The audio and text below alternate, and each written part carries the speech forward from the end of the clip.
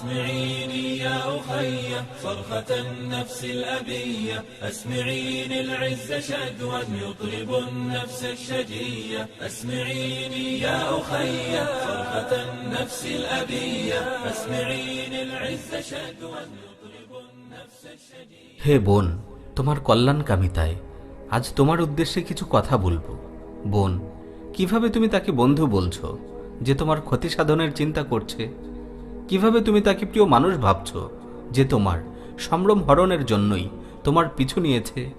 হে বোন, প্রেমিক নামক যে মানুষটি তোমাকে বিবাহের আশ্বাস দিয়েছে, তার এই আশ্বাস শুনেই তুমি তার কথাকে বিশ্বাস করে ফেলো না। তার ডাকে সাড়া দিয়ে নিজের সর্বনাশ ডেকে এনো না। নিজের হীন বাসনা চরিতার্থ করে সে খুব দ্রুতই তোমার কাছ থেকে কেটে পড়বে। হে বোন, বাস্তবতার দিকে তাকিয়ে দেখো, তোমার মতো কত সহজ সরল নারীকে ওরা প্রতারণার জালে বন্দী করেছে, বিবাহের আশ্বাস দিয়ে সম্ভ্রম হানি করেছে। এরপর সেই বোনদের পরিণতি যে কেমন হয়েছে তা কি তোমার অজানা? আজ পত্রিকার পাতা খুললেই দেখা যায় এমন কত বোনের রক্তাক্ত লাশের ছবি। তুমি কি জানো না কেন তাদের এই নির্মম পরিণতি? বোন, তুমি একটু চিন্তা করে দেখো, কেউ বিবাহের আশ্বাস দিলেই তার সাথে লিভ টুগেদার বৈধ হয়ে যায় না। পার্কে গিয়ে আড্ডা দেয়া বৈধ হয়ে যায় না।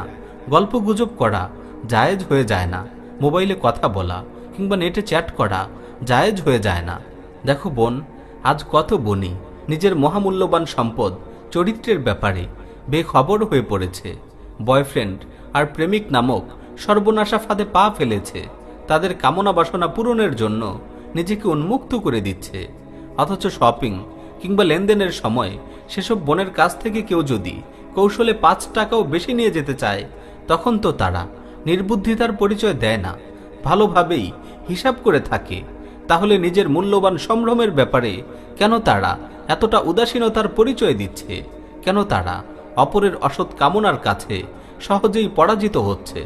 বড়ই আশ্চর্য হে বোন, বড়ই আশ্চর্য। হায়, আমাদের সেসব বোনেরা একটি বারও যদি নিজেদের নিয়ে একটু চিন্তা করত, অন্তত একটি বারও যদি আয়নার সামনে গিয়ে নিজেকে জিজ্ঞেস করত, কে তুমি, কিসে তোমার প্রকৃত মর্যাদা, আর আজ তুমি কোথায় ঘুরে বেড়াচ্ছ, কোথায় সম্মান খুঁজে বেড়াচ্ছ?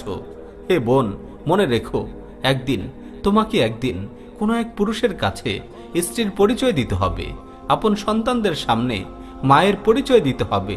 সেদিন যেন তোমার অতীত তোমাকে লজ্জিত না করে। পার্ক উদ্যানের গুনাহের আড্ডাগুলো যেন তোমাকে নিজের কাছেই নিজেকে ঘৃণার পাত্রী বানিয়ে না তোলে। নিজেকে তুমি উত্তম চরিত্রে শোভিত করো। পরপুরুষের লোলুপ দৃষ্টি থেকে বেঁচে থাকো। কারো প্রপোজাল পেয়ে মিষ্টি কথায় তার প্রতি মুগ্ধ হয়ে পড়ো না। বিবাহের আশ্বাস পেয়েই কারো সাথে একান্তে সময় কাটাতে যেও না। জেনে রেখো হে বোন, আজ যারা নানানভাবে তোমার মনোযোগ কাটতে চাচ্ছে, তোমার শুভাকাঙ্ক্ষী পরিচয় দিয়ে কাছে ঘেঁষতে চাচ্ছে, এমন মানুষগুলোই তো তোমার মতো কত বোনকে লাঞ্ছিত করে নিজের পথ ধরেছে, ছুরি চালিয়ে রক্তাক্ত করেছে। হে বোন, অন্তত একবার ভাবো, নিজের বর্তমান অবস্থা নিয়ে অন্তত একবার চিন্তা করো। মহান আল্লাহকে ভয় করো, দিনকে আঁকড়ে ধরো, ইসলামের পথে সুন্দর জীবন গড়ো।